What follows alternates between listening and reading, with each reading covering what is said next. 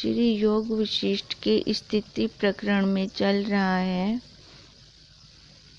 कि जो साधक, जो जिज्ञासु अविनाशी सुख की इच्छा के लिए और अपने आत्म स्वरूप को पाने का अभ्यास करता है, वही इस संसार के दुखों से तर सकता है। वशिष्ठ जी ये बता रहे थे राम जी को कि अपना पुरुषार्थ ही देव है। जहाँ हम पुरुषार्थ करते हैं, चाहे वह संसार के निमित्त करें, चाहे वह हम अपने परमार्थ के निमित्त करें, उस वस्तु को हम अवश्यमेव प्राप्त ही करते हैं। इसलिए अब अगर हम संसार की वस्तुओं के लिए पुरुषार्थ करते हैं तो वो नश्वर है, इस लोक तक ही रहेंगी। अगर हम शाश्वत अपना आपा, जो अपना स्वरूप है, उसके लिए हम पुरुषार्थ करते हैं तो वो इस लोक में भी और परलोक में भी हमारा साथ देता है, हमारे साथ ही रहता है। इसलिए यत्न करके हमें क्या करना चाहिए? संतों का संग और सत्संग। जब हम इनका संग करते हैं तो उस परम पद को प्राप्त होते हैं। हे राम जी, संसार समुद्र के पार करने को ऐसा कोई समर्थ, कोई तप नहीं है और ना ही कोई तीर्थ है। संत हमारे लिए चलते फिरते तीर्थ हैं। सामान्य शास्त्रों से भी हम नहीं तर सकते, केवल संत जनों के संग से ही भवसागर को सुख से तरते हैं। जिस पुरुष के लोभ, मोह, क्रोध आदि विकार दिन प्रतिदिन क्षीण होते जाते हैं और यथा शास्त्र जिसके कर्म है, ऐसे पुरुष को संत और आचार्य कहते हैं। उसकी संगति संसार के पाप कर्मों से निवृत्त करती है और शुभ में लगाती है। आत्मवेता पुरुष की संगति से बुद्धि में संसार का अत्यंत अभाव हो जाता है। जब दृश्य का अत्यंत अभाव हुआ तब आत्मा शेष रहता है। इस क्रम से जीव का जीव तत्व भाव निवृत्त हो जाता है।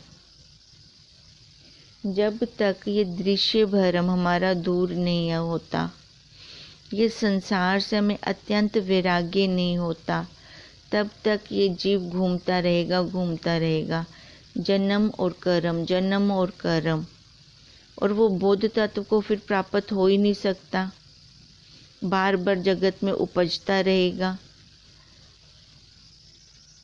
अगर वो एक बार पुरुषार्थ कर लेता है, सत्संग का संग करता है, संत अपने गुरुदेव का संग करता है, फिर उसका ये कर्म टूटता है जन्म और मरण का। फिर उसको ज्ञात होता है कि जगत ना उपजता है, ना आगे होगा और ना अब वर्तमान में है। देखो, हम उंगली निर्देश नहीं कर सकते जगत को, किसको कहें जगत? ये जगत है। संसार तो हमारे मन के अंदर बसा हुआ है। इस प्रकार मैंने तुमसे अनंत युक्ति से कहा और कहूँगा, ज्ञानवान को सर्वदा ऐसा ही मनन होता है। अचल चिद आत्मा में चंचल चित्त फुरा है और उसी ने जगत आभास रचा है। देखो, जड़ और चेतन दोनों स्थिर है, दोनों ही इकट्ठे हैं, और वो जो सत्ता है वो पूर्ण रूप से ना कहीं आती है ना जाती है। और जो ये मन है, ये चित्त रूपी जल है, यही हिल रहा है, और इसके हिलने से ही हमें स्पष्ट क्लियर अपने स्वरूप का दर्शन नहीं हो रहा। इसलिए दर्शन किसका हो रहा? बाहर जगत का। तो उस में मैं दृश्य बन के लय हो जाती हूँ, क्योंकि अपने दृष्टा स्वभाव को जब तक मैं नहीं जानती तब तक बाहर दृश्य दृश्य दृश्य, इसका कभी अभाव ही नहीं हो सकता। अब बाहर दृश्य दृश्य दृश्य, ये शरीर भी दृश्य कोटि में आता है। जैसे जैसे वह फुटता है तैसे ही भासता है। अब हमारा मन जहाँ पे जाकर बैठ जाएगा उसको वैसा ही फिर दिखाई देने लगेगा, और वास्तव में कुछ नहीं है। जैसे सूर्य और किरणों में कुछ भेद नहीं, तैसे ही जगत और आत्मा में कुछ भेद नहीं है। देखो, कोई आधार है, अधिष्ठान है, तभी तो मेरे को वहाँ भ्रांति हुई। जैसे हम एक उदाहरण लेते हैं कि कोई जा रहा था तो मेरे को लगा मेरा भाई जा रहा है। अब कोई था तभी तो मेरे को भ्रांति हुई। अगर वो आधार, वो अधिष्ठान ही ना होता तो मेरे को भ्रांति कैसे होती। अब ऐसे वो आत्मा, वो सत्ता, इस पिंड में आत्मा और ब्रह्मांड में परमात्मा अगर ना होता तो हमें भ्रांति कैसे होती, क्योंकि ये देह किस पे टिकती। वो कील था तभी तो पंखा टिका। अब वो कील, वो साक्षी, वो आत्मा है तभी तो ये पंखा टिका हुआ है। ये शरीर रूपी, प्राणों रूपी पंखा चल रहा है। अब इसलिए कहते हैं जो जिसका होता है। अब जैसे सूरज की किरण की तुलना भी हम सूर्य से ही करते हैं, कोई भेद नहीं मानते। तैसे ही क्योंकि सूरज है तभी तो किरण है। अब ऐसे जगत कहाँ से निकला है? आत्मा से। ज्ञानवान लोग आत्मा और जगत में कोई भेद नहीं रखते। आत्मा है सूर्य और जगत है किरण। अहम रूप आत्मा में आपको ना जानना ही आत्मा आकाश में मेघ रूप मलिनता है। अहम रूप आत्मा में आपको ना जानना ही आत्मा आकाश में ये मलिनता है, मेघ रूप मलिनता है तो हम वही साक्षी, पर ब्रह्म, परमात्मा, आत्मा। पर जब आगे अहंकार, वासना, इच्छाएं रूपी बादल आ जाते हैं तो वो सूरज को ढक देती हैं। तो हम क्या समझते हैं कि आज सूरज नहीं है, आज सूरज नहीं निकला। पर ऐसे कभी हुआ कि सूरज ना निकला हो? वो तो वैसे का वैसे ही है, पर बादलों के कारण हमें दिखाई ना दिया ना। अब यही बादल हैं, अहंकार रूपी बादलों के कारण, इच्छाएं रूपी बादलों के कारण वो सूरज ढक जाता है और हमारी बुद्धि में क्या दृढ़ हो जाता है? ये शरीर भाव, इसकी दृढ़ता हो जाती है।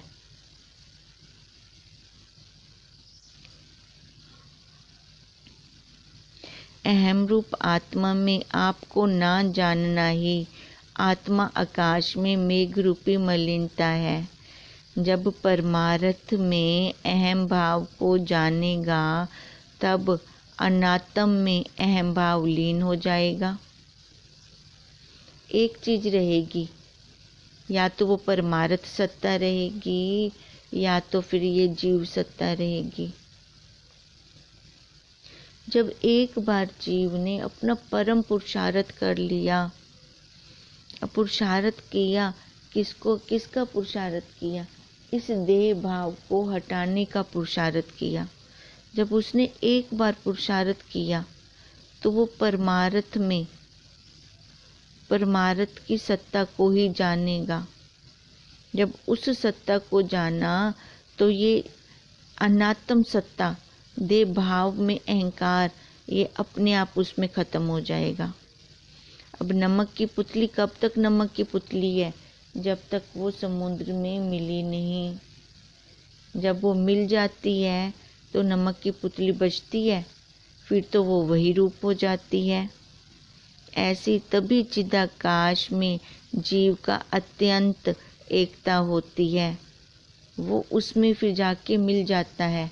फिर जैसी छोटी छोटी नदियाँ सागर में जाके मिलती हैं तो वो अपना नाम रूप आकार खो देती हैं, तो वही समुद्र बन जाती हैं।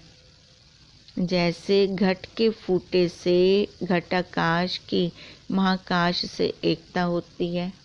खाली उपाधि के कारण घटाकाश कहा जा रहा था,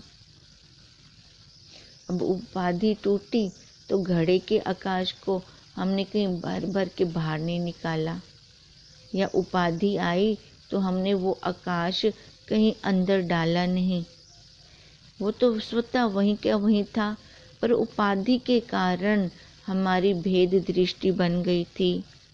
ऐसी निश्चय करके जानो कि अहम आदिक दृश्य वास्तव में कुछ भी नहीं है।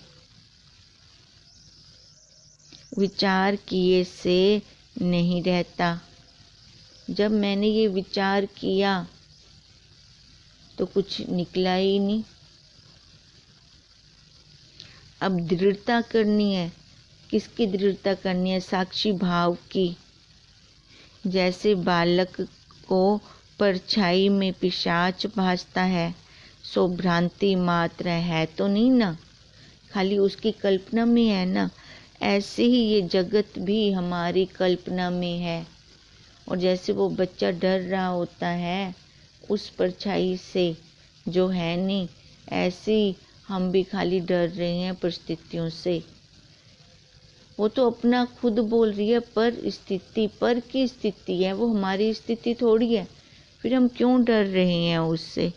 तैसे ही यह जगत भ्रांति सिद्ध है, अपनी कल्पना से भासता है और दुखदायक होता है, पर विचार किए से नष्ट हो जाता है। हे राम जी, आत्म रूपी चंद्रमा सदा प्रकाशित है। देखो वो कब हमें 1 मिनट के लिए भी छोड़ के सोया हो। जब से ये शरीर लेकर आए हैं तब से वो 1 मिनट के लिए भी नहीं सोया। ये शरीर सो जाता है, सुषुप्ति में चला जाता है।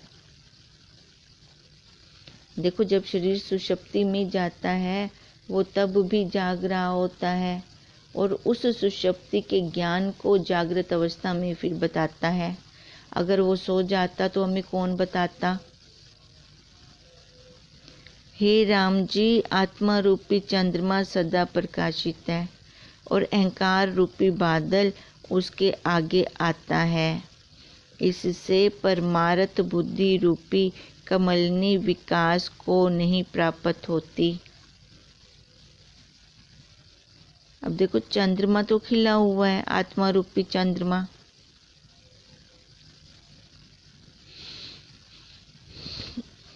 पर ये अहंकार रूपी बादल आगे खड़े हैं, तभी हमें उसके दर्शन नहीं होते, वो शांति वो तृप्ति प्राप्त नहीं होती। ये जीव भाव जब तक नष्ट नहीं होता, अहंकार कहाँ है जीव भाव में, मैं कुछ हूँ। या अपनी घर कोठी का भी अभिमान ले लेते हैं, अहंकार ले लेते हैं। या फिर बच्चे डॉक्टर या इंजीनियर बन जाते हैं तो उसको देखो, उस माँ को कितना अहंकार आ जाता है। एक तो अपना जीव भाव का अहंकार और दूसरे और कितने कितने अहंकार साथ में ऊपर थोपे हुए हैं। तो उस चंद्रमा रूपी आत्मा का, शीतलता का कैसे कैसे दर्शन होगा। जब तक विचारों का चंद्र उदय नहीं होता तब तक हम उस चंद्र का दर्शन नहीं कर सकते। वो शांति वो तृप्ति वो शीतलता प्राप्त कर नहीं सकते। इसलिए बार बार वशिष्ठ जी कह रहे हैं कि परमार्थ में बुद्धि को लगाएं, तभी विकास होगा। इससे विवेक रूपी वायु से उसको नष्ट करो, इस देह भाव को नष्ट करो। नरक स्वर्ग बंध मोक्ष तृष्णा ग्रहण त्याग आदि सब अहंकार से ही फूटते हैं। जीवपन से ही फूटते हैं। जब तक मैं कर्तापन में रहूंगी, ये काम करूंगी तो मेरे को स्वर्ग प्राप्त होगा, पुण्य करूंगी तो स्वर्ग मिलेगा। जब तक ये स्वर्ग नरक बनता रहेगा, बुद्धि में दृढ़ रहेगा, तब तक कर्म में जीव प्रवृत्त रहेगा।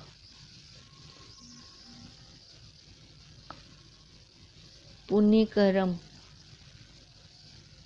देखो सोने की बेड़ी है, और पाप कर्म लोहे की बेड़ी है। बेड़ी तो बेड़ी, बंधन तो दोनों में ही आ गया, जीव तो ये मुक्त हुआ ही नहीं। इसलिए कह रही हैं कि ये नरक, स्वर्ग, बंध, मोक्ष, तृष्णा, ग्रहण, त्याग आदि सब अहंकार से फूटते हैं, जीव भाव से फूटते हैं। हृदय रूपी आकाश में अहंकार रूपी मेघ जब तक गरजता और वर्षा करता है, तब तक तृष्णा रूपी कंटक मंजरी बढ़ती जाती है। जब तक ये अहंकार रहेगा, जीव भाव रहेगा, तब तक ये कांटे भी साथ में रहेंगे। ये तृष्णा रूपी कंटक बढ़ते रहेंगे, ये खत्म होने वाले नहीं है। और जब तक अहंकार रूपी बादल आत्मा रूपी सूर्य को आक्रमण करता है, तब तक जड़ता और अंधकार ही है। प्रकाश का उदय हो ही नहीं सकता। ये देह भाव नहीं गलाया ना हमने, अभी ये मैं, शरीर वाली मैं बनी पड़ी है ना, इसका नाश नहीं हुआ ना। जब तक इसका नाश नहीं होता, ये जीव भाव का नाश नहीं होता, तब तक उस परमात्मा के, आत्मा के दर्शन कैसे होंगे? तब तक तो हम बाहर खड़े हैं, उसके अंदर तो हमने डुबकी ही नहीं लगाई।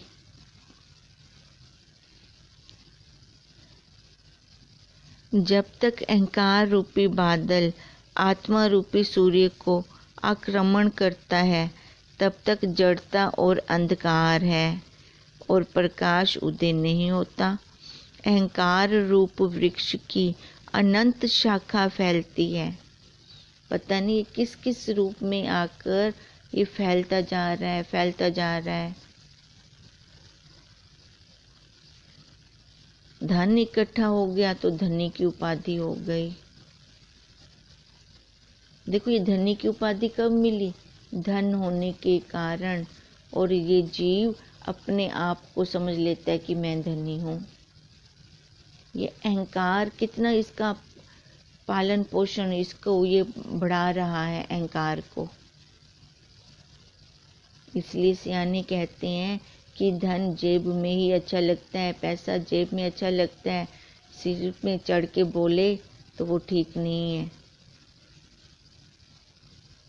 अपने से अलग रखो इस धन को, उसकी उपाधि को ओढ़ो मत। जब वो धन चला जाएगा तो ये फिर गरीब की उपाधि में आ जाएगा और दीनहीन हो जाएगा। अपने वास्तव स्वरूप को तो इसने देखा ही नहीं, इसने जाना ही नहीं। धन आने से इसने उपाधि जो ओढ़ी है, वो उसके चले जाने से वो उपाधि गिर भी जाएगी। तो अहंकार किस चीज का? ये तो वैसे का वैसे ही है।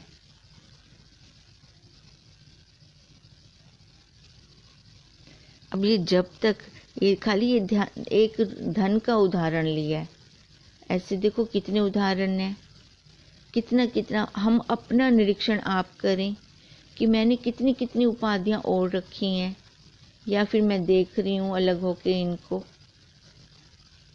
ये अहंकार रूपी वृक्ष कितनी अनंत शाखाओं में ये फैला हुआ है। अहम, मम आदि विस्तार अनेक अर्थों को फिर प्राप्त करता है, और मैं मेरा फिर शुरू हो जाता है। मेरी कोठी,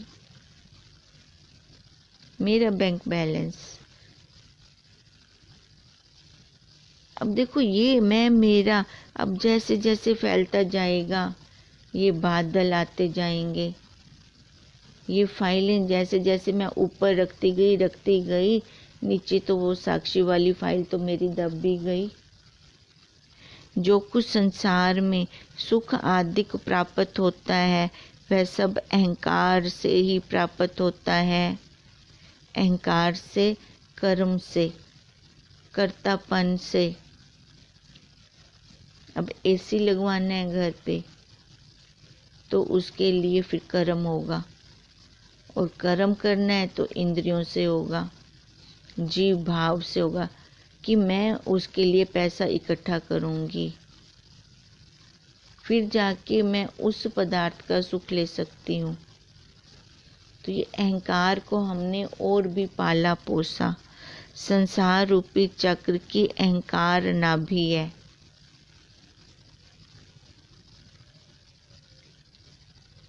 ये अहंकार देह भाव जब तक नहीं खत्म होता तब तक हम अपने वास्तव स्वरूप को नहीं पा सकते।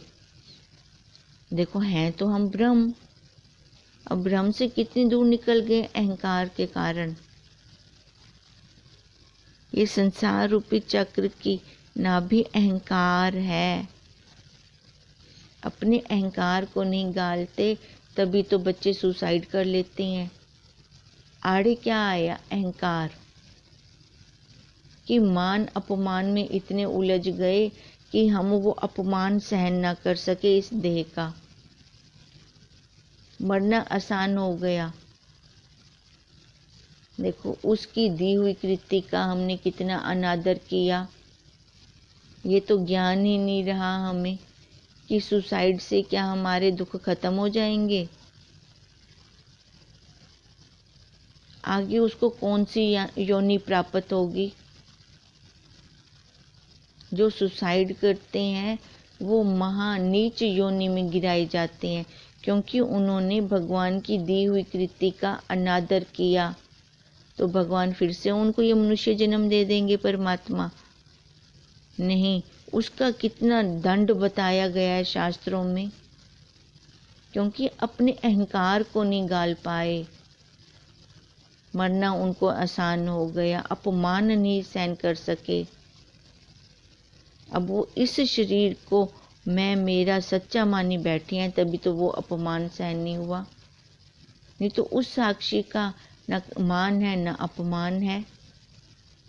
ये विचार की विद्या है। जो विचार करेगा वही इस भव सागर से तर पाएगा, वही शांत चित्त हो पाएगा। अगर विचार ही देह भाव के सारा टाइम करते रहे तो देह भाव को हम और पक्का करते जा रहे हैं। ये शरीर रूपी कपड़ा हमारा इतना टाइट होता जा रहा है, इतना टाइट होता जा रहा है कि उतार नहीं पाते। टाइट कपड़ा उतारते हैं तो फट जाता है। तो ऐसे ये फट रहा है, जन्म पे जन्म ले रहा है। इसलिए ये भ्रमता है, चक्कर खा रहा है। अहम मम रूपी बीज से अनेक जन्म रूपी वृक्ष की परंपरा उदय और क्षय हो रही है। अब इसी कारण ये जन्म पे जन्म, जन्म पे जन्म, क्योंकि देह भाव को खत्म नहीं किया और कभी ये नष्ट भी नहीं होती, ये बढ़ती जाती है। इससे यत्न करके इसका नाश करो।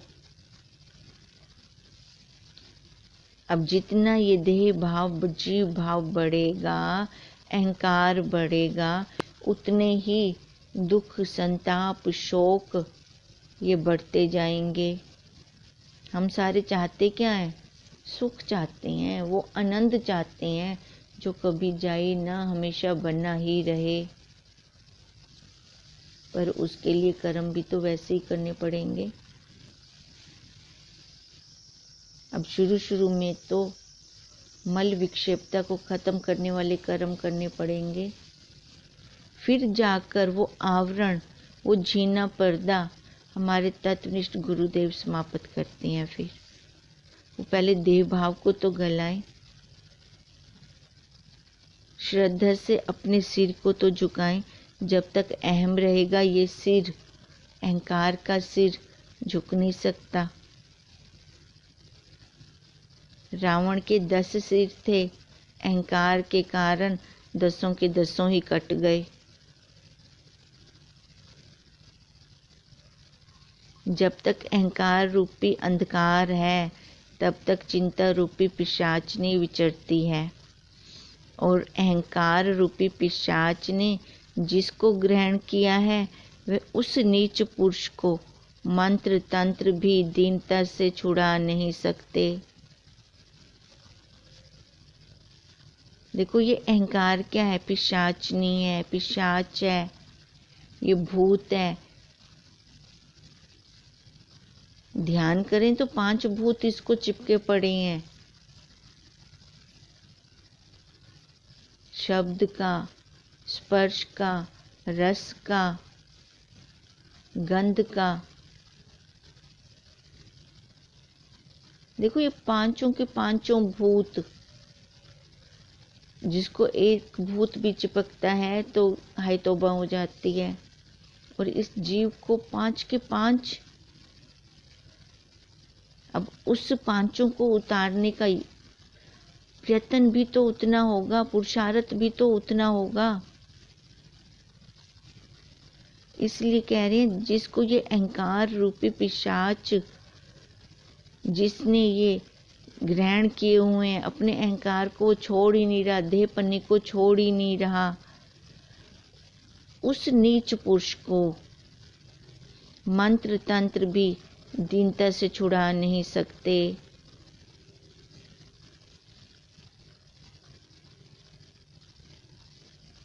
मंत्रों से हम मन को त्राण करते हैं, मन को तारते हैं।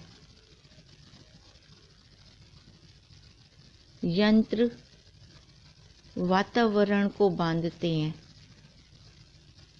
और तंत्र इस शरीर को बांधते हैं। देखो, सबका अपना अपना है, पर इनमें से जो हमारे मन को त्राण कर रहा है वो कौन है? मंत्र, जिससे मन तर जाता है, और वो मंत्र हमें तत्वनिष्ठ गुरुदेव ही देते हैं, जिसको हम दीक्षा बोलते हैं, मंत्र दीक्षा। तब हमारी जीवन की दिशा बदल जाती है। दीक्षा गुरुदेव ने दिखाई, रास्ता गुरुदेव ने दिखाया, और उस दशा में हमें खुद चलना है, तभी ये दशा बदलेगी, नहीं तो बदल नहीं सकती। हमारे मन को वो दिशा दे रहे हैं कि मन को इस रास्ते में चला, हे जीव, तब तुम्हें तेरी ये दशा बदलेगी, ये जीव भाव वाली दशा बदलेगी। अगर हम एक निष्ठ हैं, तत्वनिष्ठ हैं, तो अपने गुरुदेव पर श्रद्धा के साथ उनके महावाक्यों का मनन और निध्यासन करेंगे, तब जाकर हम इस दीनता से छूट सकते हैं। नहीं तो और कोई रास्ता नहीं है। ये खुद जब तक साधक की जिज्ञासु की इच्छा, तड़प नहीं होती कि मैं यहाँ से छूटना चाहता हूँ, जब उसकी खुद का ये प्रश्न होगा तभी उसको आंसर मिलेगा, नहीं तो उसको आंसर प्राप्त नहीं हो सकता। राम जी ने पूछा, हे भगवान, निर्मल चिन्ह मात्र आत्म सत्ता जो अपने आप में स्थित है, उसमें अहंकार रूपी मलिनता कहाँ से प्रतिबिंबित हुई? राम जी का क्वेश्चन समझ में आया? राम जी पूछ रहे हैं कि वो जो निर्मल, वो सत्ता तो प्योर है, शुद्ध है, उस बिना मिलावट के है। और आपने पहले कह के आए हो कि जैसे सूरज की किरण भी सूर्य रूप है, जगत और आत्मा में कोई फर्क नहीं है, क्योंकि वो वहां से ही निकले हुए हैं। अब जो वो आत्मा, वो सत्ता तो निर्मल है, प्योर है, तो उसमें से तो ये मन निकला हुआ है, तो ये मन भी प्योर होना चाहिए, क्योंकि आपने अभी पहले हमें बताया है। तो इसमें ये अहंकार रूपी मलिनता कहाँ से प्रतिबिंबित हुई, ये कहाँ से आ गई इसमें, जबकि इस पे एक्स तो उसका पड़ रहा है, उस प्योर का। अब इसका आंसर हम अब कल करेंगे। ओम। हमारा आज तक होमवर्क चल रहा था रस है, रस है, रस है। आज से हम अपना आगे और होमवर्क ले रहे हैं। जितना भी हम कानों से सुन रहे हैं, ये शब्द है, शब्द है। देखो, शब्द को चेतन कहा गया है, क्योंकि इन शब्दों से हम उलझ जाते हैं। हम तभी तो किसी की कही हुई बात पे हमने मान अपमान मान लिया। कैसे हमने मान अपमान माना? कि वो शब्द हमने सच्चे मान लिए। किसी ने कुछ कहा नहीं और इधर गुस्सा आया नहीं, क्योंकि हम उन शब्दों को महत्व दे रहे हैं, पर उन शब्दों का कोई रंग रूप आकार नहीं है। देखें तो कुछ हमें दिखता नहीं है, पकड़ना चाहे तो पकड़ में भी नहीं आते। और जिनके माध्यम से, जिस इंद्री के माध्यम से ये शब्द अंदर जाते हैं, सबसे पहले तो उसका बिगाड़ होना चाहिए, पर उसको तो कुछ असर ही नहीं है। वो तो वैसे की वैसी ही है, ना वो बनती है ना बिगड़ती है। तो ये जीव भाव अपने आप को इतना अपमानित या इतना प्रफुल्लित क्यों समझ लेता है? क्योंकि वो उसको सच्चा मान रहा है।